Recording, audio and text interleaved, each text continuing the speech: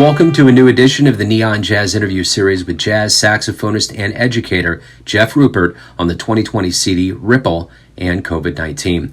We caught up with him in early April 2020 as the coronavirus global lockdown was going on to discuss this brand new CD released in a very surreal world with no live jazz. We covered a lot, so enjoy. Joe, how you doing, man? Yeah, I just finished. Hey. I just finished the lesson. Good to hear from you. Oh, man, it's great to hear from you. I just wanted to catch up with what's going on, and this is obviously the circumstances of us in this world right now are different than before, to put it mildly. Yeah, they really are. So, where exactly in Florida are you? I'm in Orlando. Okay, you're in Orlando. So, how's everything going down there? You know, I'm originally from New York. I think it's a lot easier here than it is in New York, although I think, virus cases are probably going to spike pretty soon. I think people are starting to take it seriously. How about out in your neck of the woods? We've taken it seriously since the announcement. I mean, we're finally on a state shutdown now, but it's been, no one's taken it lightly around here, and, I can tell you, I just moved from one suburb. I actually moved to the actual hometown of Pat Metheny in Lee Summit, and I can tell you from what I know about how busy things can be, and I'm a mobile person. I've been out in my car. There's not many people out. I don't think I wore a mask out this weekend. We're not playing around, That's good. Our lives have been altered enough where we want this over with. We're doing everything we can to be safe. So, they keep saying that the numbers are going to spike, and I guess that's the thing right now is anticipating this tsunami so we can see the other side. Right. So, but anyway, we're hanging in there, and hopefully, we can see some kind of good news as time marches forward here. I think we will. But at any rate, I know that we've already caught up before, but I wanted to catch up again about Ripple and kind of what's going on with COVID-19 and things like that. So thanks for taking a minute out to talk with me. I appreciate it. Oh, the pleasure's all mine. So let's talk about Ripple. Give me an idea about this CD and kind of, how you feel about it. Oh, I was really happy to make this record and then see it's doing really well. Has been just a sheer pleasure. It all came about because George Garzone and I did some live dates together. And George and I are both big fans of Stan Getz and Coltrane. And everybody kept saying, man, you guys sound great together because we don't sound the same as a lot of times might happen when you get a couple saxophone players in the room.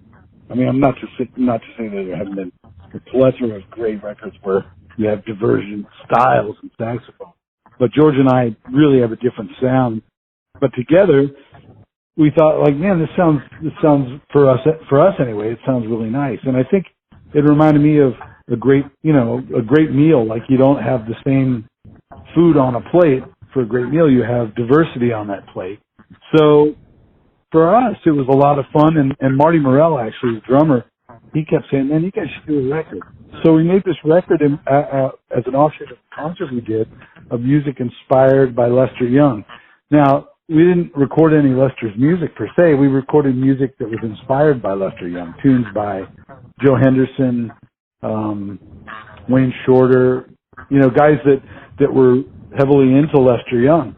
And it's turned out to be a very, very well-received project.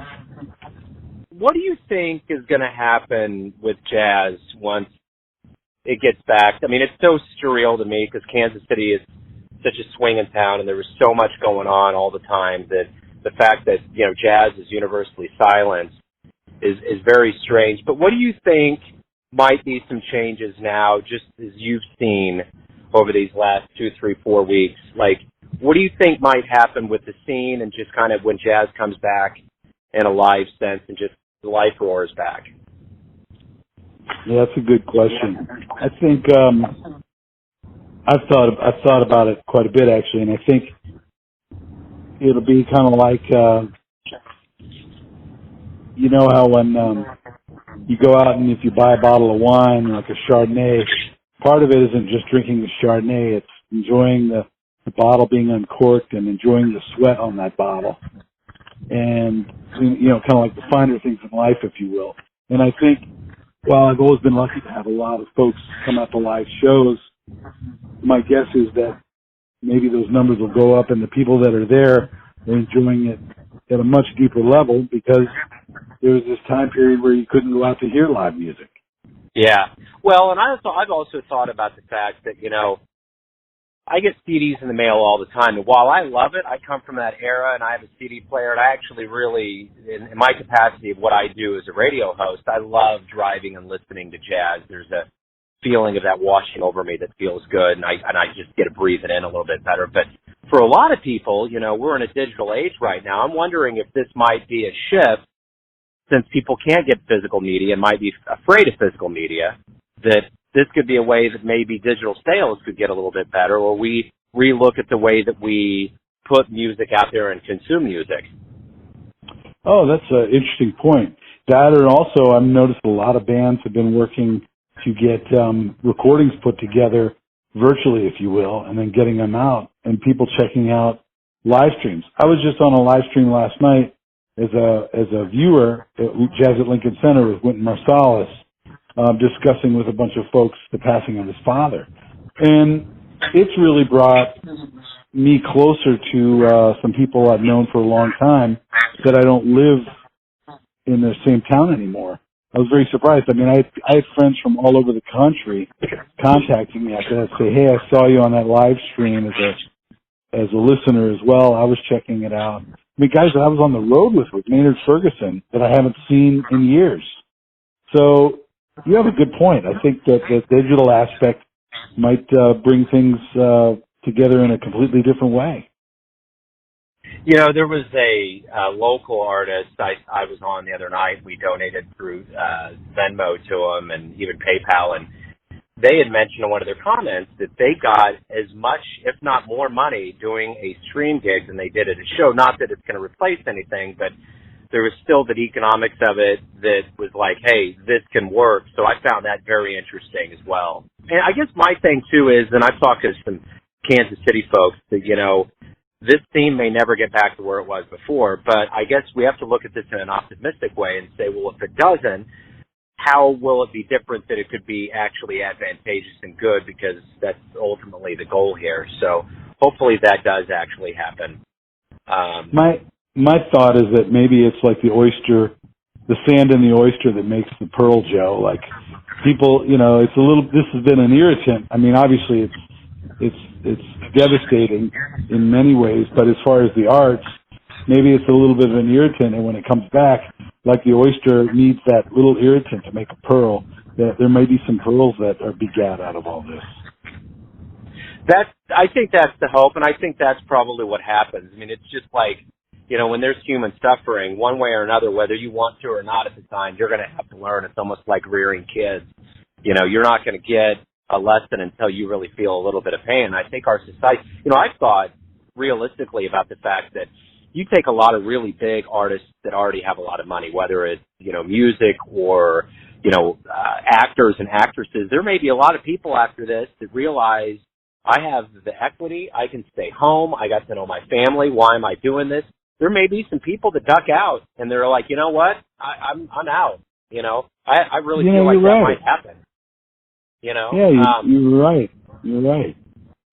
You know, because there are a lot of artists out there that just have a lot of money, and if they get to be with their family, they don't have to rush to make that new album or whatever it is. I mean, that could be a hallelujah moment. It sure could. On the flip side, I know we've taken this opportunity. I've contacted friends of mine who aren't steady teachers, and I said, hey, do you have some free time? And they're like, yeah, right now I do.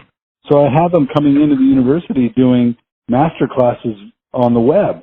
So just in the next 2 weeks, we have 5 webinars in jazz happening at UCF. We've got Jeff Hamilton coming in, Clarence Penn, Eric Alexander, David Hazeltine, and John Eric Kelso, all giving master classes because they have the time. So it's pretty wild, to see these little paradigm shifts, but it's great for our students. It's great for the music. And all the guys that I called about doing it were totally into it. So I'm really encouraged in other ways. It's kind of like, it's like water running. It's going to find its path. It might change paths, but that water has to find its path. True. I totally agree. And I think that this thing has changed and mutated in so many ways since it began. It's hard for us to even be able to seriously conceptualize how this is all going to end up and where it's going to go. I think the only thing that's probably going to be really good is that we just remain hopeful that, it does come to a close and that we can start getting some semblance of life back into our blood. I think you're right, yeah. But the one thing I will tell you, along the lines of what you've just said, I've been really, really, really insistent in pushing to get interviews and to talk and to really kind of get out there and just talk to folks about what's going on. In the beginning, I was kind of shell-shocked and I just wasn't really interviewing. And I was like, you know what, this is the time that we need to talk about it. And this could very well, in our entire lifespan and generations after this, we may never experience anything like this in our lives. And to incubate this in the jazz community, I think is probably going to be important for us to be able to just heal and have some cathartic moments. I think along the lines of what you're saying, Joe, I think creativity is one of the most important qualities of being a human being. And certainly for being a jazz musician. And these diverse times, or challenging times, they really have brought out a lot of creativity in me and my friends that I talk to on a regular basis. A lot of due diligence and practicing, but also being creative, coming up with new ways of doing things. And when you exercise the creative process, it manifests itself in all forms, not just, creatively figuring out how to meet with people, or talk people, or record, or teaching. And that creativity is kind of like honing a skill set. And I think I'm very excited about the potential. I mean, maybe I'm too optimistic, but I think down the road, I think we're going to see a lot of beauty come out of all this adversity. I kind of thought a little bit too about. I was telling somebody the other day about this. I really think that there may be a generation called the COVID kids, because I think there's going to be a lot of pregnancy, and I think it could be akin. You know what I'm saying? Yeah. So this is my thought. Yeah. Absolutely. If there is a generation, the kids are at home, there's people at home, there's parents. It's like playing classical music. They always say the more conversations and talking they hear in the womb, the better off they're going to be. What if this is a Spielberg movie being incubated, that this will be the generation later on down the line that will be kind of the savant generation, and they're going to be like, man, what is it with these kids? And it's going to be the ones that were at home, that had family around them and had voices. Excellent. I love it. So, at any rate, I think the one thing, too, that I want to play off of what you're saying about art and creativity is that at the end of the day, I think what I hope happens out of this, and I think it's true, when you are in a situation where you're at home and you can't do anything, realistically, art's going to save you. Music, visual, TV, movies. Look how many people are depending on this to stay sane. Oh, absolutely. Absolutely. Can you imagine no literature, no music, no movies? People would be going nuts. People are going nuts because there's no sports. I love sports, but I don't have time to watch sports. I'm working too much. And these last 3 weeks, I've been so busy. I've had several recording sessions. I've got another record coming out in about a month that I've got to get liner notes done for tonight. And I'm practicing all the time. I have not had time to do a darn thing. So, well, that's good. Yeah, and I'm not saying that to say like, I'm doing great or anything. I'm just saying that like the reality is I've chosen to stay busy, and hasn't been too hard. I'm busy in a different way. I am at home. I guess I've got a lot to be grateful for because I can teach online, and I've been teaching for 20 years, so that's kind of been something that has been a steady for me. But the creative side, writing and practicing, I've been going at it full blast. In fact, George Garzone and I were just talking the other day. He goes, man, I got all these students here. He teaches at Berkeley. He's like, these kids, they've been practicing so hard. When we get out of this, they're all going to be coming to the gig and just like blowing everybody away. We were laughing about it. Yeah. I totally get it.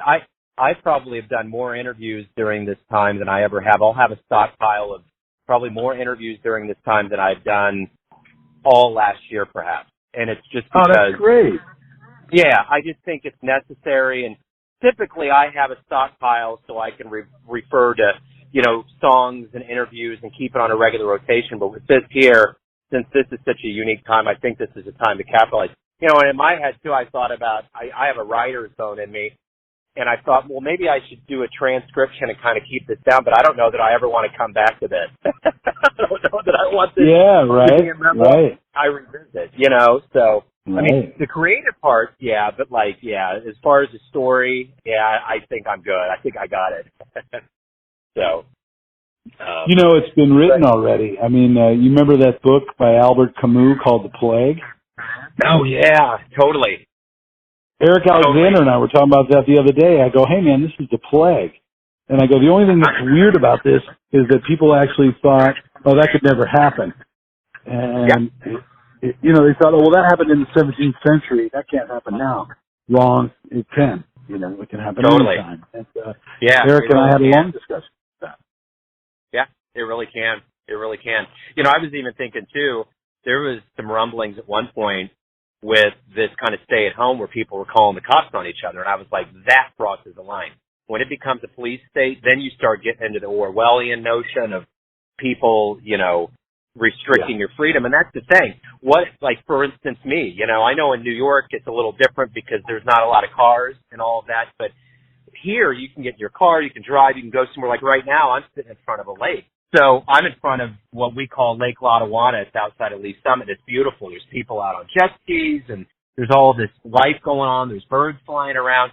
So I've been really trying to keep all of this fresh. But if someone was to call and say, hey, this guy, and I got my dog in the car, this guy's in the car driving around, it's like, whoa, hey, I'm not around anybody. This isn't even a 6 feet thing.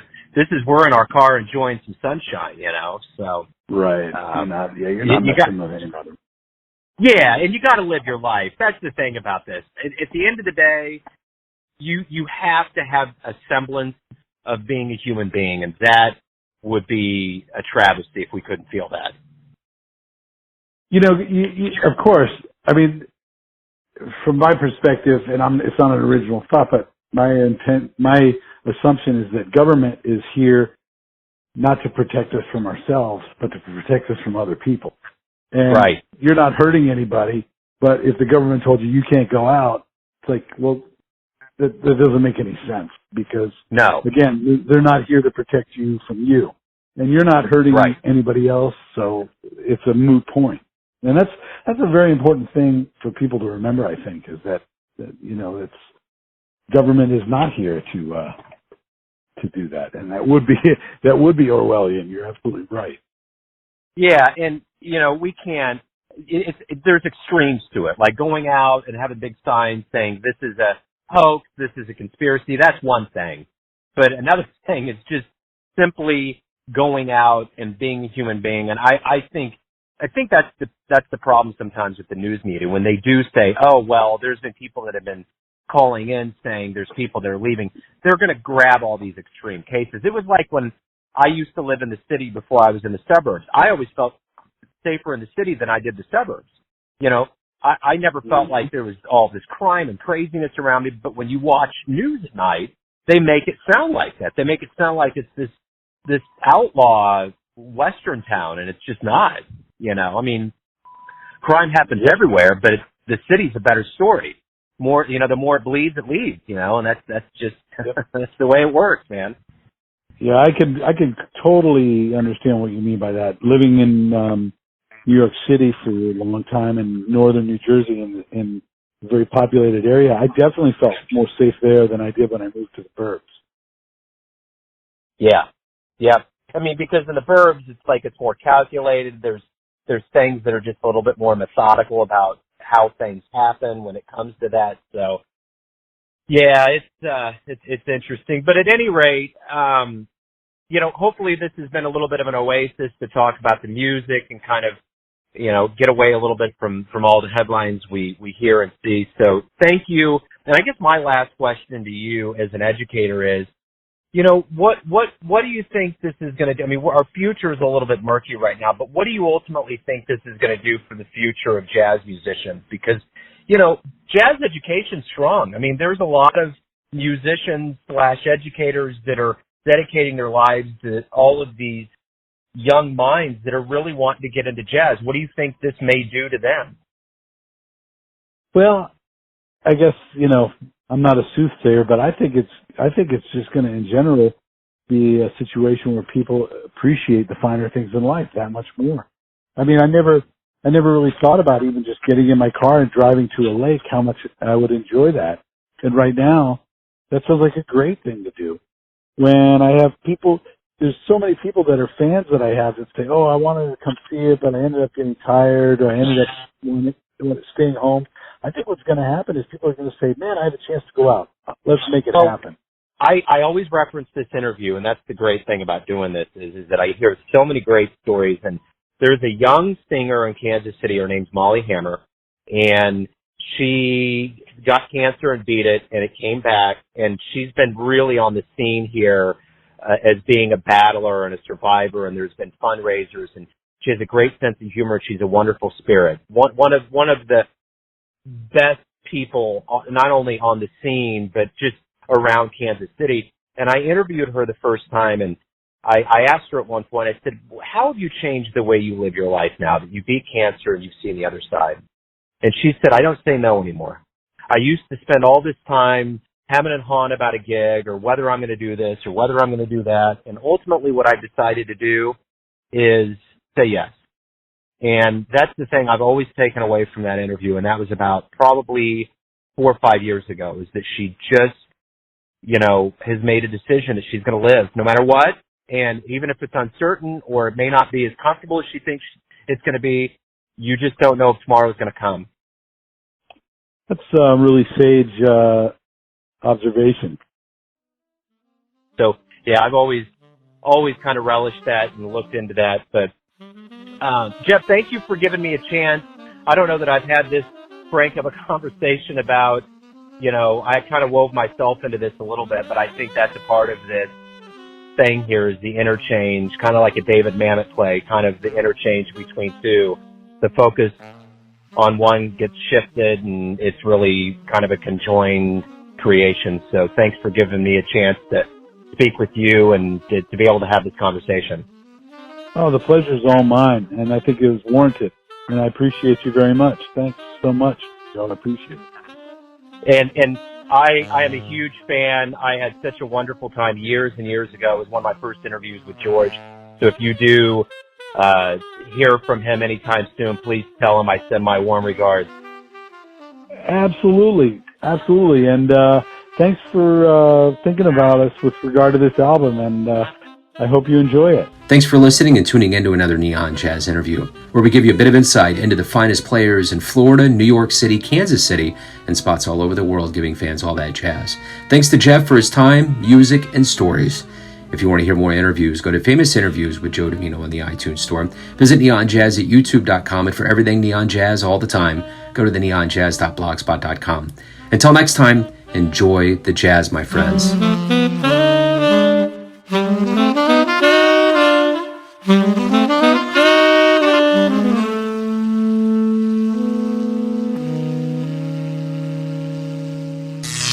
Neon Jazz.